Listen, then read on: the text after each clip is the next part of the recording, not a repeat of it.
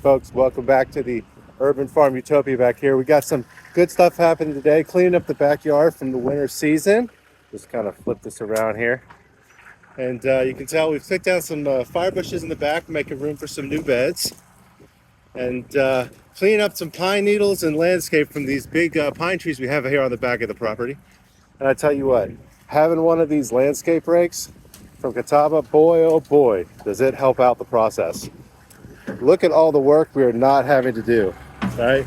You just take this back rake back here, right, pull it down, scoop everything back up into a big pile. You can grab with your front end loader or your grappler, throw it in a dump trailer, and you're out the door. Man, oh man, a big thanks to our friends Cody over there at Catawba for hooking us up. And yeah, keep us posted. We'll show you some more as the project proceeds.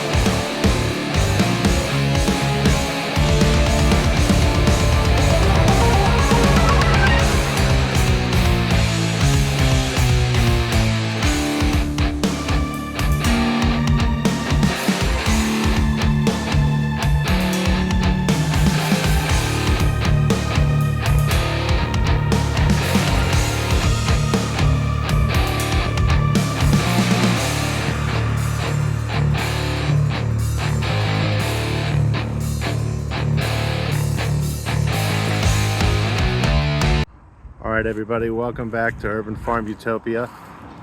It's towards the coming to the afternoon. Got some beautiful afternoon sun coming through the trees on our cleaned up backyard from our winter cleanup project. And took the better part of a day, about 3 dump trailers full of brush, debris, and pine needles, and all that sorts of good stuff. But it's looking really great back here. And this beautiful afternoon sun, I think I'm gonna be putting me some raised gardens back here. And that's one of the questions kind of we always get here is like, okay, if I want to start an urban farming project or urban garden project, how do I get started, and where's a good place to start? And one of the things I always tell people is like, it's all about working with what you have, right? And many times people will put landscape in that produces no food or no fruits. All it does is add work to your chore list to do, right? And that's what we had back here. We had some of these things called fire bushes is what they're known around here. This red bush that comes up and grow like crazy, and I mean they look nice enough as it is, but they're really just a lot of work to keep up. Had to trim them 3 or 4 times a year at least, and produce no food. And of course, with all the sun back here, this is a great place to put some type of climbing crop of some sort. So we're going to probably be putting some raised beds back here this spring, and taking out the landscape that's not producing. I tell you what, this project was made so much easier by this landscape rake. And I tell you, if you've never used one of these bad boys before, I highly recommend one.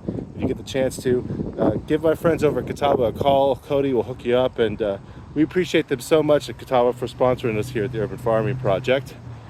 Another great place, step one, I really think, is to put in a garden, right? I mean, raised beds and trellis climbing and all that kind of stuff, and it's really great once you get started and going, but all that stuff costs money. And the real question is, like, it doesn't take a whole lot of money to put a hole in the ground, right? So I highly recommend putting in a really nice garden. The soil is the best that could possibly be. You don't have to augment it with potting soil or any type like that. If you do a garden, that's definitely one of great places to start. But one thing I always say is, like, before you do this, especially in a suburban environment, make sure you contact a 411 dig and get them to come out. They'll come out here for free. It doesn't cost anything. They'll mark off electrical lines or water lines.